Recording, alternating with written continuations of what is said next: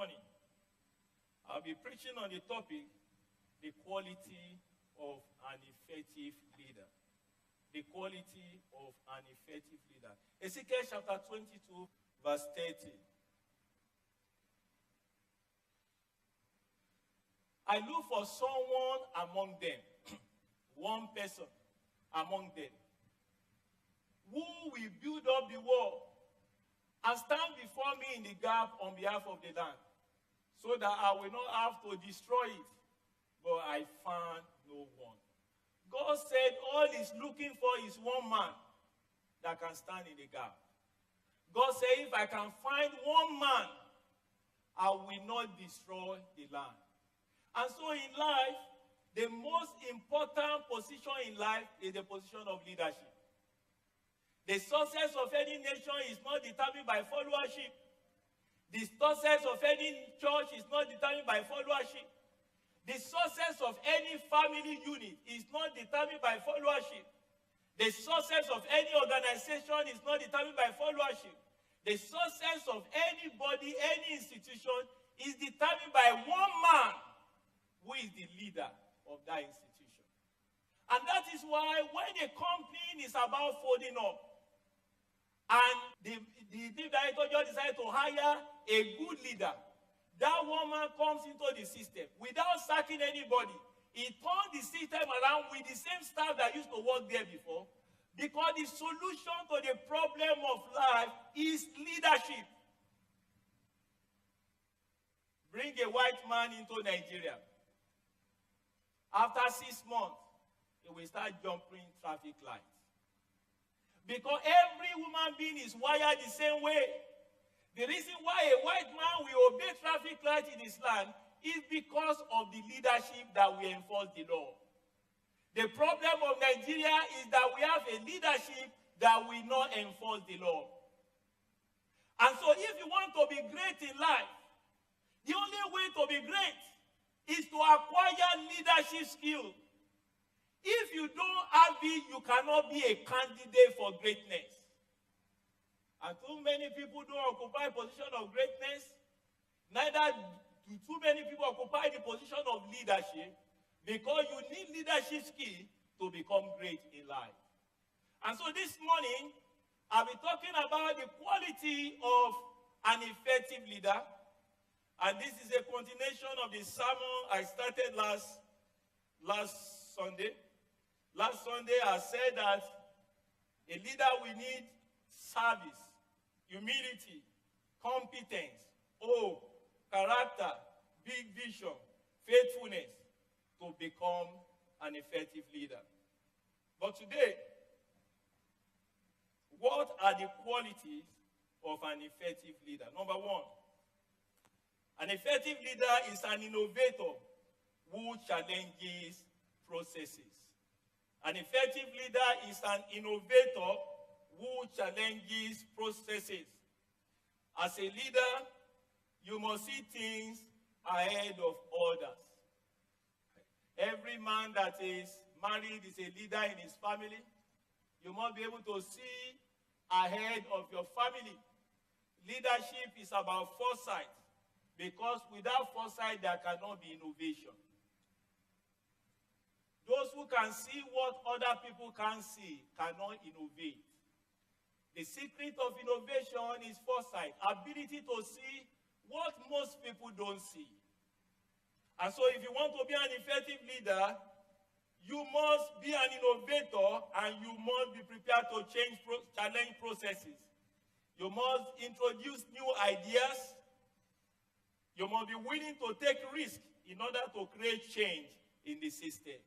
Now, becoming innovative, challenging processes, creating new ideas will require taking risks. I remember some time ago that we told the ushers of this church that we want to create the greeters out of ushers. He said, which one is greeter again? They resisted it. In fact, there was a major, it was more or less like a crisis in this church. Greeters are beefing ushers, because we took greeters out of ushers. Later, we said we want to take ambassador out of ushering department again, They resisted it again. That you are taking all our work. Are you not working now, ushers? Don't you have work you are doing? You have work, but you want more. There will be batteries, don't mind them. Now, we took ambassador out of the ushering department. They also resisted it. It became an issue in the church. Then finally, that time the ambassador people were excited. When I now made the ambassador that want to take the envoy out of them, they also came and said, why must we take envoy out of the ambassador? But today we are taking envoy out of the ambassador. And the combined strength of the ushering department, greeter, ambassador, and envoy is over 75. Imagine it's just one department. How will one leader manage it effectively? You don't even know where your members are.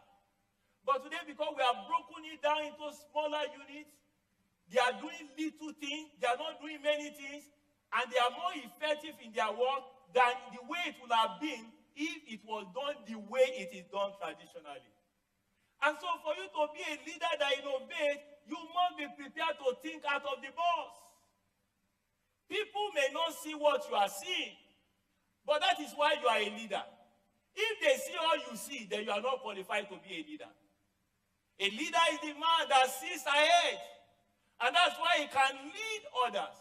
So for you to be an effective leader, you must be an innovator, and you must be able to challenge processes.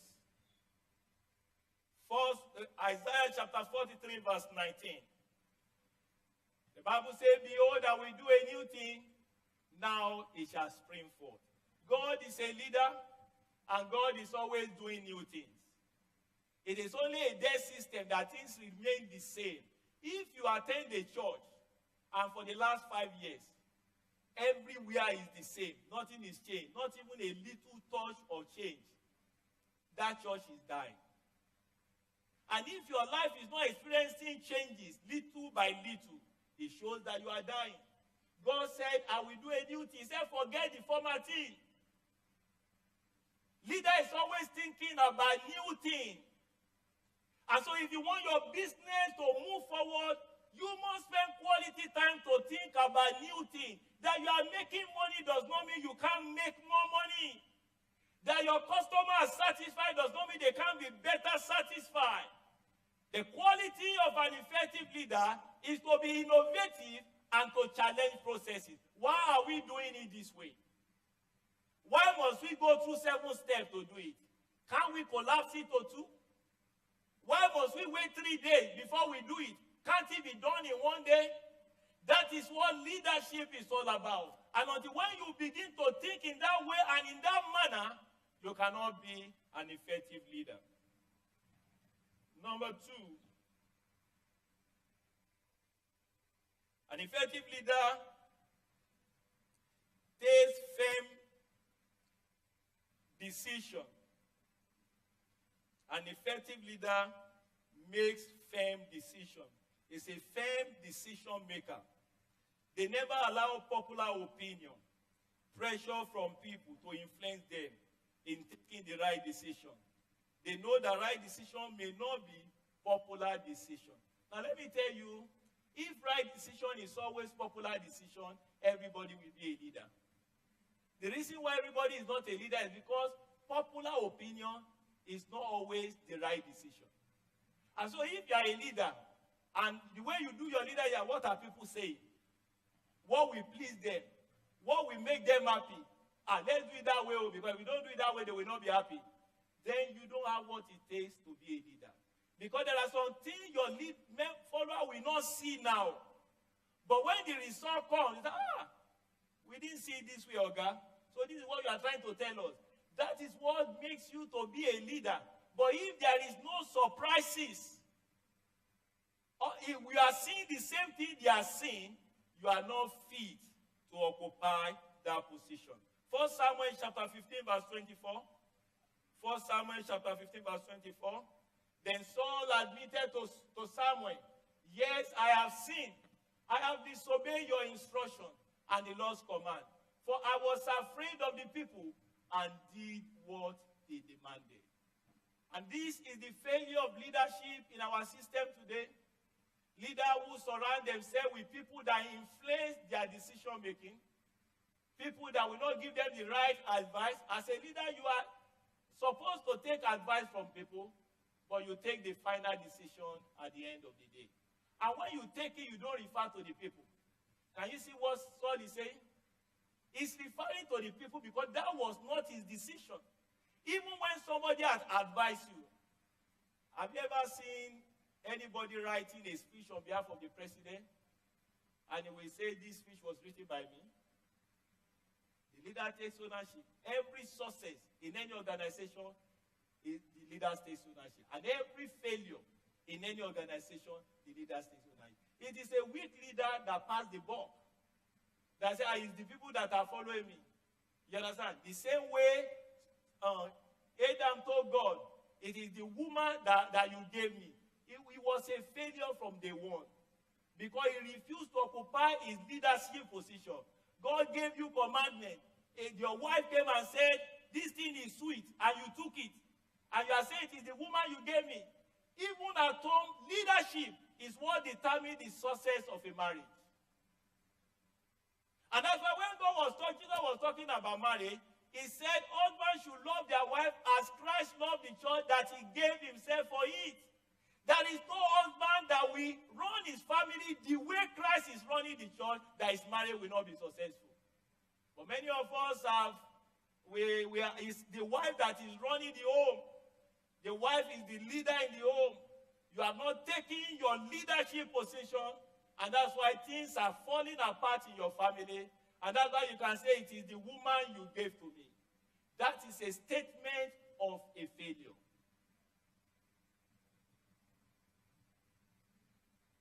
So take firm decision. Situation will arise that will require you to take firm decision in the matter of discipline, in the matter of laying off staff that are not productive in your institution. If you are a true leader, we will know. There are some leaders in this assembly that when I gave them instruction to go and do something, they prefer to mention my name. There are some I will say mention my name. There are some I will say go and do this thing in your department. They prefer to mention my name because they don't want to own that decision. They are not leader enough to own it.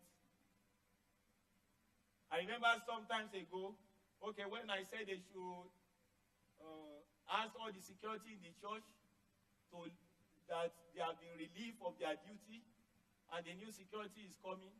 So I called from the house and I said, please tell them that they have been sacked. So when I got to my office, those security men came to my office and said, Papa, they said you want to see us. I said, I want to see you. For what? Because the person I gave the instruction to does not have the strength, the will to carry it out. Those are not quality of an effective leader. As a leader, you must be able to take the right decision, provided you know you are taking the right one. Number 3, an effective leader has a sense of humor. An effective leader has a sense of humor. He must be able to laugh with his followers and his staff. Let's see Psalm 2, verse 4. The Bible says, but the one who rules in heaven laughs. If the one who rules in heaven laughs, how many people are you ruling here on that you can't laugh? You are frowning from morning to evening as a leader. Any leader that cannot laugh with the people he's working with does not have a sense of humor. And you need this to be an effective leader.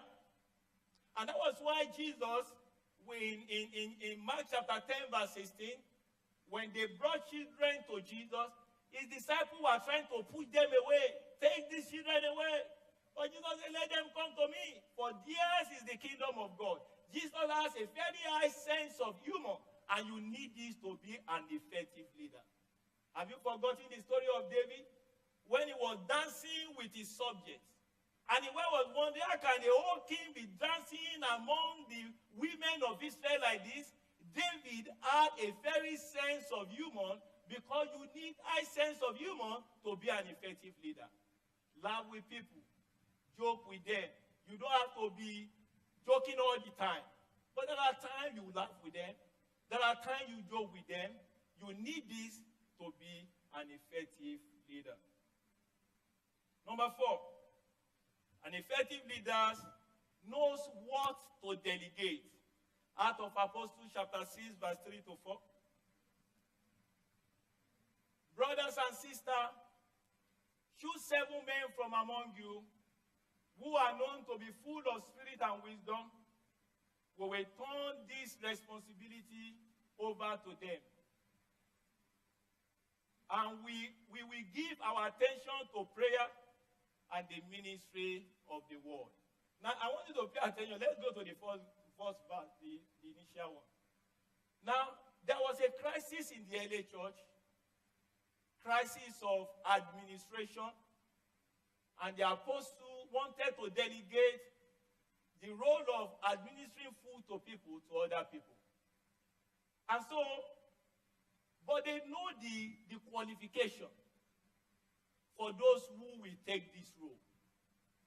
Never delegate any responsibility to people you don't know whether they are qualified for it or not. He said, okay, we are prepared to delegate this responsibility. But anybody who will delegate it to must be people that is full of spirit and wisdom. As long as you can get people like that, then we are willing to release this responsibility. And so they delegated the responsibility. In verse 4, look at what they say. And we will give our attention to prayer and to the ministry of the word. There are some things you can't delegate as a leader. And there are some things you should delegate as a leader. The apostle knew what to delegate and what not to delegate. And the failure of leadership today is that many leaders don't know what they should not delegate. Now, what are the things business owner must never delegate? Number 1, never delegate your mission, your vision, and your company culture or tradition. Your mission, the mission of your business, the vision of your business, the kind of culture you want in your organization, the value system, never delegate it to anybody. Then number 2, never delegate setting strategic direction for your institution. At the beginning of the year, as the owner of the business, you must chart a course for your organization. That responsibility must not be given to anybody.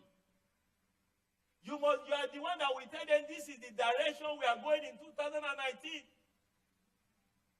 Then never delegate change rollout. What do I mean by change rollout? When there's going to be a major changes in your organization. Whether it was initiated by you or initiated by your staff, you must own it and be the one that is at the center of that change management. Any change that will affect your organization, the rollout must never be delegated. You must be in the middle to own the change. Whether it came from you or it came from a staff, you must own it and ensure the effective rollout of that change. Then never delegate hiring of key officers in your company without your involvement. Other people may interview them, but ensure you have a chat with them before the offer is given. Don't hire people and give it to a recruiting company alone. And you say because that is their profession. My driver is recruited from a company. But they send like 2 or 3 drivers to me first. I interview. And I said, this is the person I want. They must have done their own interview to screen out tout from among the people applying. Then I interview, I said, this is the person I want. Then they went and do their other medical tests, every other thing, and come and say, okay, we are giving you this staff. But never your key staff. To me, driver is a key staff. You understand what I'm trying to say? So your key staff, the recruitment of your key staff must never be delegated. Even if people are involved in the interview, you must be part of the process.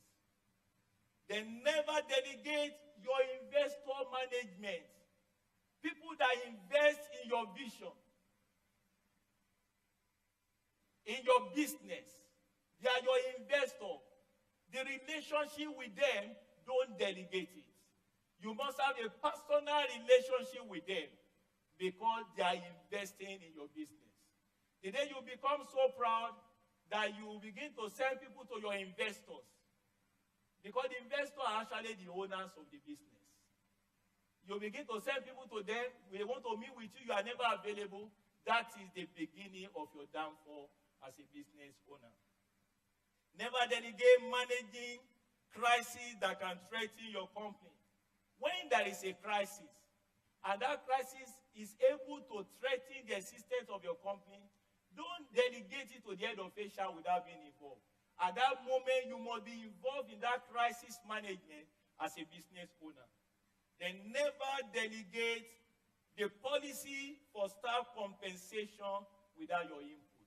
Let it not ever happen that somebody is earning 25,000 in your company, for example, and you are not aware that that is his income.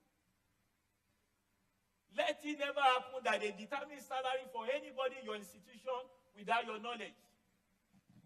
Business owner determine compensation. And that's why they create levels. Because you don't want to determine it per person, you have a band. If you are this level, this is your salary. And once people are higher in that level, you know what they should be earning. But never delegate your compensation plan for your staff to any HR head without your input as the business owner. Number 5 now. An effective leader is emotionally intelligent. An effective leader is emotionally intelligent. Emotional intelligence is something that people talk about regularly, but many people don't seem to understand what it means. Because when they talk about it only from one angle. Now, emotional intelligence is the ability to understand and manage your own emotions and those of the people around you. It's trying to balance your emotion and the emotion of the people around you. In Exodus chapter 14, verse 3, Exodus 14:3, Moses answered the people, "Do not be afraid." The people were afraid. Fear is an expression of emotion. And Moses, in trying to manage that emotion, told the people, "Do not be afraid. Stand firm, and you will see the deliverance the Lord will bring to you today." God has not even promised him any deliverance as at that time. The Egyptians you see today, you will never see them again. Now let's look at verse 15. After telling people this, the same Moses now went before God and he was crying. I thought he had a solution in verse 13. All he did in verse 13 was to manage the emotion of his follower. But here he also is having an emotional problem. He has come to his own leader. And when God was going to manage Moses' emotion, he said, "Why are you crying out to me?" Can you see the approach? The way God was talking to him? Because God believed that he should know better. "Why are you crying to me? Tell Israelites to move on." And he got more confidence here, and he told the people to move on. And so, Moses had an emotional problem, but he didn't display it before his follower. He was sensitive to the emotion of his follower and tried to manage the emotion. And God himself sorted out in the presence of God. As a leader, in the moment of crisis, you don't cry when your members are crying. I'm not talking about grieving. There are some group people that may lose somebody. There is nothing bad if the leader also cries because the person lost is so dear to everybody. Even Jesus wept. But I'm saying in the moment of crisis, like when they were in the ship, and the disciples were telling Jesus, "Don't you care that we are going to perish?" Jesus was sleeping because he's a leader. He can't react the same way the disciples were reacting. So if you are going to cry in the moment of crisis, rather cry before God and be strong for your people. So as a leader, you must be emotionally intelligent. There is a man called Daniel Coleman. Daniel Coleman mention 5 key elements of emotional intelligence. And these 5 key elements is what everybody needs to be an emotionally intelligent leader. Number 1 is self-awareness. As a leader, you must know who you are. Know your emotional weakness and your emotional strength. And then the next one is self-regulation. Self-regulation is your ability to now regulate your emotional weakness in order not to affect the people you are leading. You must be able to regulate your emotional weakness in order not to upset your team member. Number 3, motivation. You must be able to inspire your team to work happily. Any leader that cannot inspire his team to work happily is not an effective leader. If people work under you, under duress, they are being forced to work, they are not happy doing the work, you may be achieving results, but you are not an effective leader. Then number 4 is empathy. You must have feeling for your followers. Always put yourself in their shoe before saying anything or doing anything. Put yourself in the shoe of your members before saying anything or do anything. Hebrews chapter 4 verse 15. He said, for we do not have a high priest who is unable to empathy with our weakness. But we have one who has been tempted in every way, just as we are, yet he did not sin. The reason why Jesus is a good leader is because he has been where we are today. He can feel what we are feeling. And so, the 4th key of emotional intelligence is empathy. You must be able to put yourself in the shoe of other people before you can lead them effectively. And the number 5th key is social skill. You must understand relationship and communication before you can be emotionally intelligent. Ability to communicate, ability to relate with people. If you can't relate with people, you are not fit to be a leader. If you always say that I don't like associating, you may not be associating on a large scale, but anybody that comes your way in terms of business, in terms of work, you must be able to relate with them. You can't go out for a customer meeting and for 25 minutes you don't even know what to discuss with the customer. You understand? So if you don't have social skill as a leader, you are not qualified to be a leader in the first place. And social skill will involve relationship and communication. How to communicate your ideas. How to make people understand what you are selling. If you can't communicate your idea to people, you are not yet qualified to be a leader. And so, emotional intelligent leader ensure people working with them are motivated. He pays fair wages for any work done. He does not deny people their wages, whatever is due to them. James chapter 4 verse 5. The Bible says the wages you refuse to pay the people who harvested your field shall to God against you. Leaders who don't pay their workers' salary under any condition, the Bible says the wages they refuse to pay is shouting against them. If that business is not making profit, why are you making people to work and you are not compensating them? If you know the business is not making profit and you can't pay them salary, then shut down the business and allow them to go look for a job. They have done their own part by working for 30 days. They are saying, can you see now that we didn't make profit? No salary this month. God says all those salaries you are not paying. He's crying against you in heaven. Every leader must compensate people working with them adequately. As a family man, as husband, it is your duty to provide for your family. The feeding money you refuse to drop is crying against you in heaven. That feeding money you refuse to drop at home is crying against you in heaven because it is your responsibility as the head of the family to provide for your home. So, put the interests of your wife and your children ahead of you. It is the leader that is usually served last.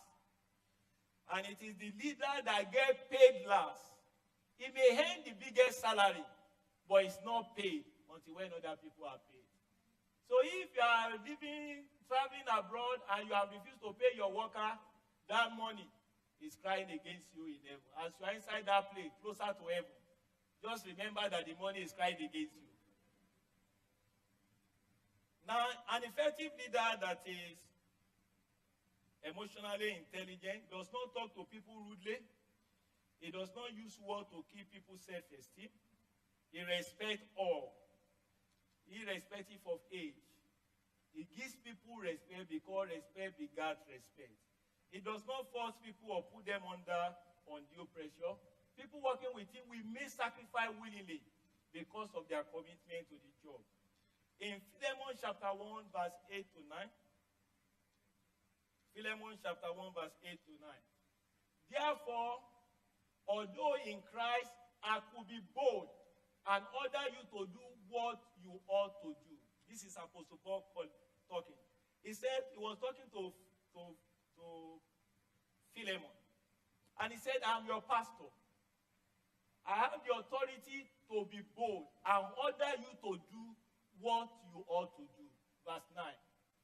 Yet I prefer to appeal to you on the basis of love.